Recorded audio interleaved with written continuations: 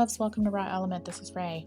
I recently posted a photo of my weekly spread, and this layout is for me to document inspo and resources for different websites and styles and things like that. And I received some requests to show how I made that, so I thought I would try to recreate that with you all. So this is what it looked like. I just used a Pinterest image and cropped off the bottom half. If you want to use this image, you can go to my Pinterest at rawelement.com, and it's in my typography board. Since I didn't save it, I'm just going to copy it over, and I'll probably reference this page a few times throughout, just so I try to get it as close to the original as possible. So I'm going to copy and put this on a new page.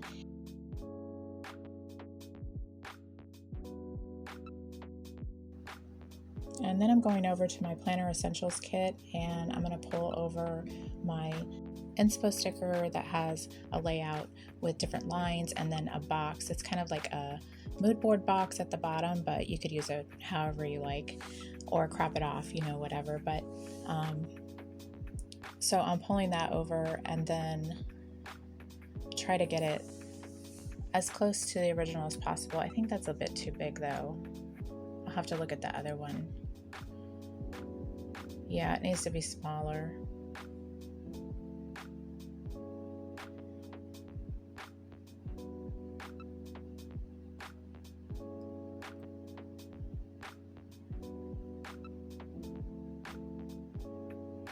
And then I'll go back over to Planner Essentials and grab the resources sticker.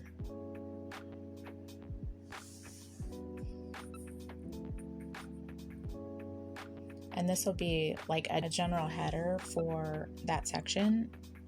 And then I'm going to go over to Enchante and get the palette for this kit.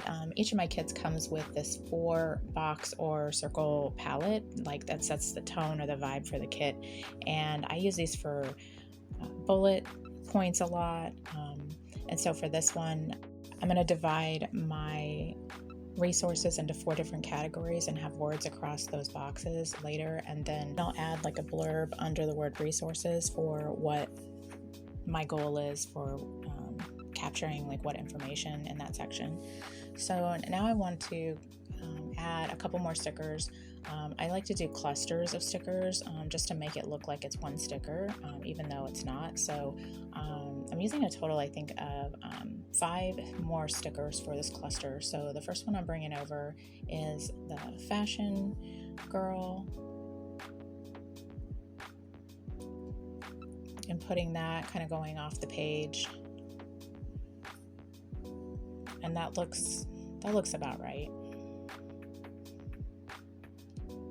And then going back over to Enchante and grabbing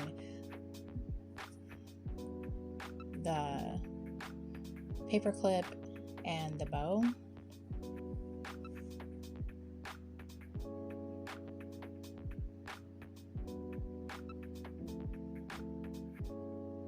And this one I want to make it look like the bow is on the paperclip, so I'm just kind of rotating that and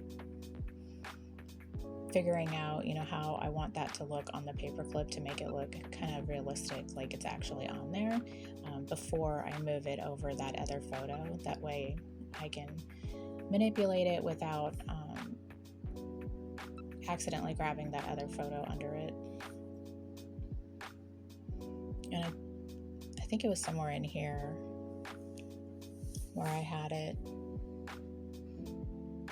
No, it was over the O, so I need to go over a little bit more. So instead of trying to grab it, I'll just hit undo and then move it over closer, maybe make it smaller.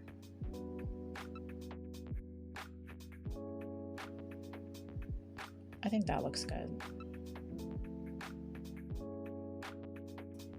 And I think I just need to add a couple more stickers. So I'm gonna grab the baby girl sticker from Enchante and then the quote sticker.